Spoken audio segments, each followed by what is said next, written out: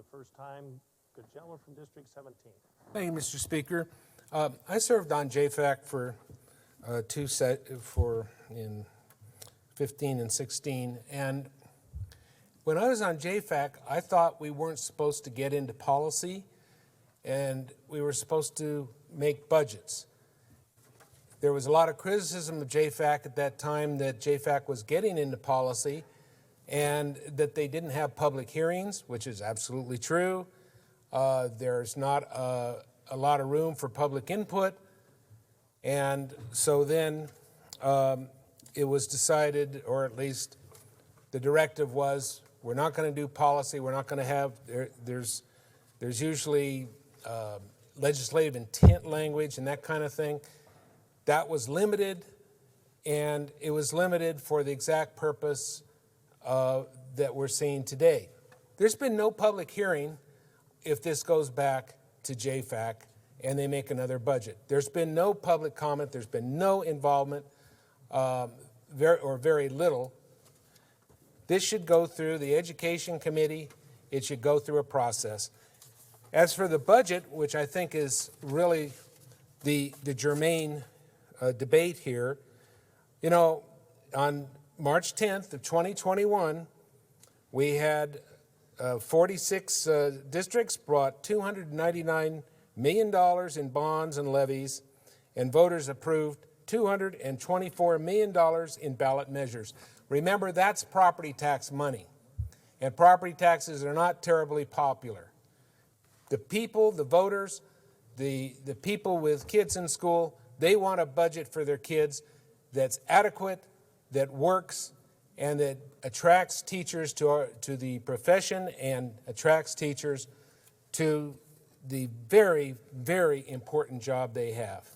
If there's a problem with policy, let's go through the education committees, but let's pass this budget, which really, in my view, I'm having a hard time voting for because I don't think it's enough, especially considering that there's another $224 million in property tax levies that were made in March, and property taxes will either stay the same or go up for many of our citizens. Thank you, Mr. Speaker. Is there further debate?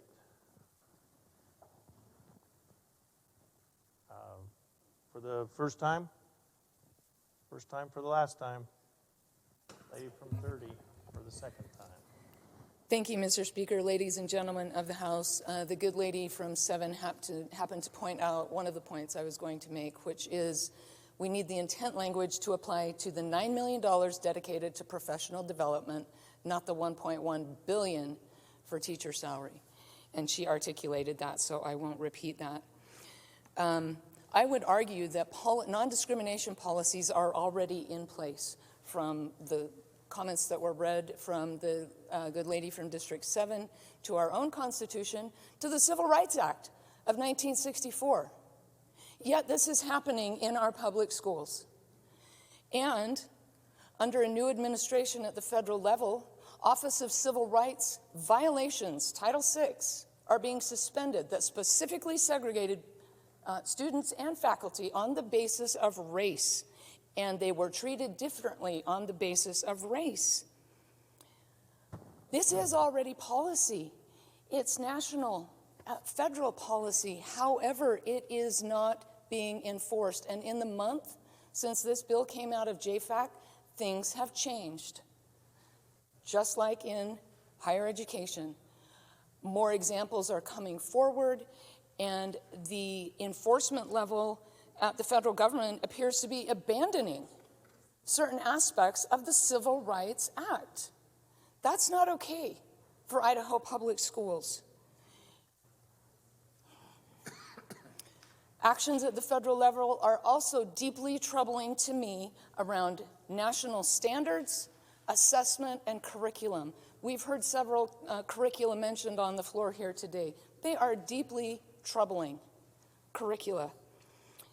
And it is entirely appropriate for us to tie strings the same way the federal government ties strings to our funding, to the use of the professional development dollars, that they not be used in a discriminatory way.